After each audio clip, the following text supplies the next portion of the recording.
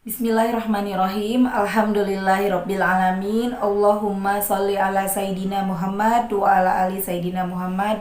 Assalamualaikum warahmatullahi wabarakatuh. Apa kabar teman-teman? Mudah-mudahan teman-teman selalu dalam lindungan Allah Subhanahu wa taala. Amin ya rabbal alamin. Alhamdulillah, kali ini aku akan sharing lagi pengalaman sholawat dari salah satu subscriber.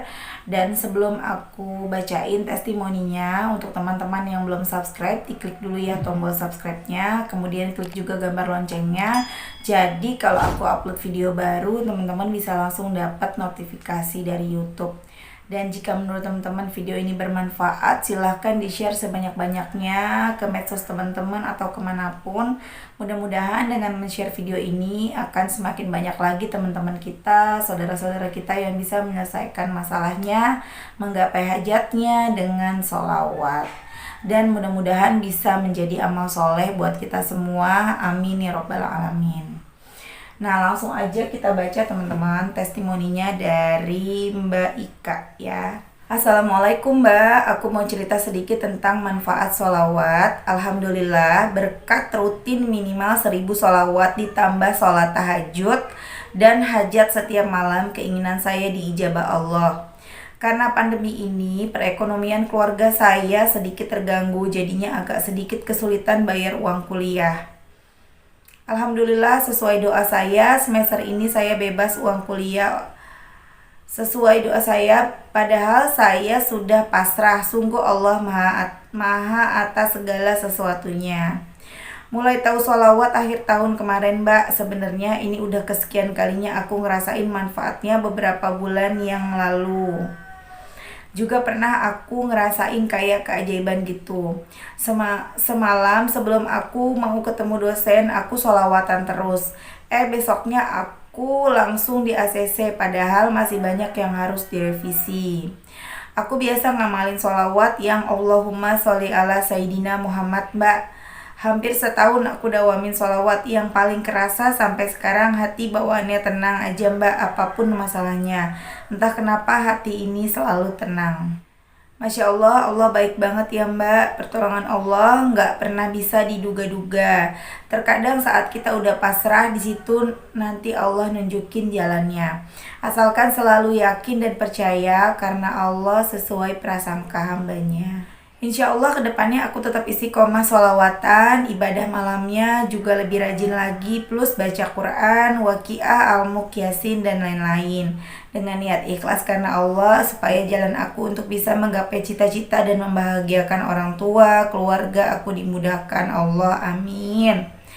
Amin ya Allah. Boleh tapi namanya ditutup aja, itu aku izin untuk share. Dan kemudian aku tanya, ada lagi nggak kejadian keajaiban sholawat yang dirasain sama Mbak Ika? Ada Mbak, satu kejadian lagi yang paling aku ingat.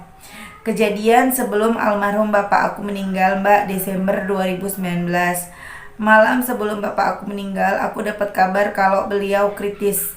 Rencananya malam itu aku langsung pulang nyari tiket pesawat, tapi karena udah terlalu panik, aku cuma bisa pasrah Mbak. Aku minta tolong ke grup sholawatan aku dulu untuk bantu sholawatin bapak aku. Alhamdulillah jam 11 malam aku dapat kabar bapak aku udah bisa ngelewatin masa kritisnya. Aku jadinya berangkat pakai bus, datang di tengah perjalanan aku dapat kabar bapak aku udah nggak ada. Hal yang paling aku takutin terjadi juga. Aku cuma bisa duduk diam. Pikiran aku kosong. Pertama kali aku ngerasa separuh nyawa ini seakan pergi juga Mbak. Pas di mobil aku berdoa, walaupun aku gak bisa ketemu saat bapak aku masih ada, setidaknya aku bisa ngelihat jenazah beliau sebelum dikuburkan. Seharusnya perjalanannya 12 jam Mbak. Entah kenapa waktu itu 8 jam aku udah nyampe dan bisa lihat jenazah bapak aku meskipun udah dikafani. Walaupun gak bisa ketemu, tapi aku bersyukur masih bisa ada di saat terakhir sebelum dikuburkan. Karena aku juga gak mau cuman karena bapak aku telat dikuburinnya. Alasan ini yang buat aku insya Allah istiqomah sholawatan Mbak. Karena aku belum sempat jadi anak yang berbakti untuk almarhum ayah aku. Aku ingin pahala sholawatan sampai untuk beliau. Aku ingin berubah menjadi anak solehah, agar doa aku diijabah Allah. Apalagi aku pernah dengar kisah berkat satu sholawat seorang ibu bisa menyelamatkan anaknya dari siksa kubur. Sekarang aku lagi usaha untuk wujudin impian almarhum ayah aku untuk bisa wisuda, insya Allah Oktober ini. Mudah-mudahan berkat usaha dan terus berdoa, sholawatan diijabah Allah, amin. Mohon doanya juga Mbak. Amin ya Allah. Masya Allah ya teman-teman, itu tadi testimoni dari Mbak Ika. Dan Masya Allah banget teman-teman, ayo kita baca sholawat seperti Mbak Ika yang ngerasain banyak sekali kemudahan. Biarlah semua jadi urusannya Allah. Kita serahkan semua kepada Allah. Kencengin sholawatnya setiap hari. Biasain diri kita bersholawat agar nanti kelak di sana di hari akhir kita mendapatkan syafaat dari Rasulullah Shallallahu Alaihi Wasallam. Di akhirat nanti kita mendapatkan syafaat dari Rasulullah. Kita dikenal sama Rasulullah karena kita adalah umat yang selalu bersolawat. Amin ya rabbal alamin. Kemudian aku akan bacain satu testimoni dari grup ya teman-teman, grup sahabat solawat. Ini dari Mbak Yeni. Assalamualaikum teman-teman sahabat solawat, saya mau sharing testimoni solawat. Jadi sudah dari sebulanan yang lalu saya pernah lihat story IG kalau PMI di Kediri sedang butuh darah karena selama pandemi jarang yang donor. Cuma saya mau ke PMI masih khawatir karena saya punya darah rendah. Kalau dulu zaman saya masih kerja di RS, kalau ada pasien yang urgent butuh darah, biasanya saya beli dan makan dulu nasi dengan jeroan bisa tensi darah, biar tensi darah naik. Cuma sekarang saya lagi kekurangan, belum bisa beli makan yang seperti itu. Kalau pas nggak sengaja saya lihat lagi story tentang PMI Kediri, saya selalu sholawatin. Sampai akhirnya kemarin teman SMA saya datang berkunjung dan dia traktir saya. Dia belikan saya nasi jeroan 2 porsi, sementara saya cuma punya kerupuk untuk suguhan.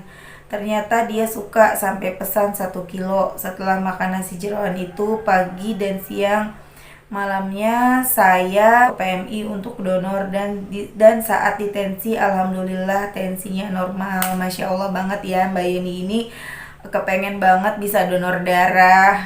Kalau orang-orang tuh kepengen dapat uang, kepengen utang lunas, ini kepengen bisa donor darah. Masya Allah mulia banget ya teman-teman. Cuma Mbak Yeni ini punya masalah darah rendah, jadi nggak berani untuk ke PMI. Namun beliau sering sholawatin kalau ada story PMI di Kediri disolawatin. Beliau pengen banget bisa donor darah dan cara untuk bisa naikin darahnya adalah dengan makan nasi jeroan. Cuma sayang karena lagi kekurangan, nggak kebeli tuh nasi jeroannya. Dan Masya Allah tiba-tiba teman SMA-nya datang beliin Mbak Yeni nasi jeroan 2 bungkus untuk makan siang dan makan malam, untuk makan pagi dan makan siang ya, untuk makan pagi dan makan siang. Dan akhirnya pas malam Mbak Yeni coba ke PMI untuk donor darah dan Masya Allah darahnya normal, alhamdulillah, sehingga bisa donor darah deh. Kemudian malah dapat rezeki lagi karena suka sama kerupuk yang disuguhin sama Mbak Yeni. Malah jadi pesan, temennya tuh jadi pesan kerupuk 1 kilo sama Mbak Yeni begitu ya kalau nggak salah di sini ya teman-teman. Masya Allah banget ya, kelihatannya sepele cuma pengen donor darah, tapi ya gimana kalau orang nggak kebeli tuh gimana gitu, sampai bisa akhirnya kebeli dan bisa donor darah, itu kan keren banget ya teman-teman. Masya Allah banget, itulah pertolongan Allah, itulah keajaiban dari kita tuh selalu bersolawat. Ayo teman-teman solawat, teman-teman tuh kepengen apa, solawatin aja.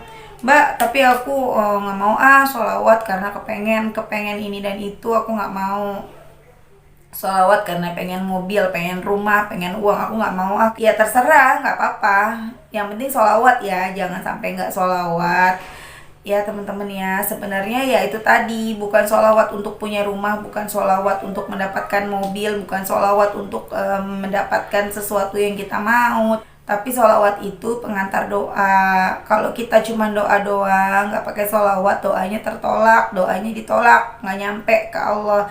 Tapi kita kalau sholawat dulu, doanya nyampe. Satu sholawat dibalas 10 kebaikan. Kalau kita bisa baca lebih dari satu sholawat, 10, apalagi 1000, kita dapat banyak banget kebaikan, dapat 10.000 kebaikan.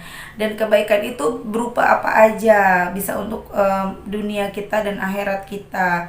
Dan kita mendapatkan apa yang kita mau, itu merupakan salah satu kebaikan yang Allah kasih, berkah dari kita bersolawat gitu teman-teman. Oke teman-teman, terima kasih udah nyimak video ini dari awal sampai akhir. Mudah-mudahan bermanfaat, mudah-mudahan jadi motivasi untuk teman-teman untuk selalu bersolawat. Terima kasih. Assalamualaikum warahmatullahi wabarakatuh.